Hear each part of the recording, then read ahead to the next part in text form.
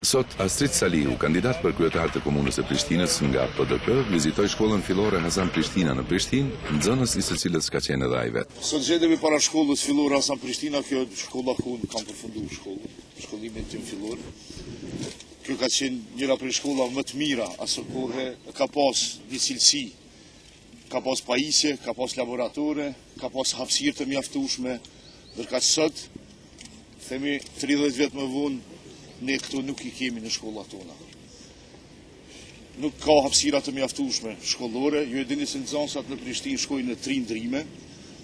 Ju dini se asnjë shkollë në Prishtinë nuk është e pajisur me laboratorët fizikës, kimisë, matematikës dhe gjuhëve të huaja. Ndërkaq premtoj dhe garantoj dhe siguroj secilin qytetar të Prishtinës se në udhëheqjen time nuk do të ketë më 3 ndrime në shkolla. Gjatë udhëheqjes time nuk do të ketë shkollë pa pajisjet e nevojshme laboratorike për landet e domosdoshme në mënyrë që të avancojmë arsimin cilësor në komunën e Prishtinës.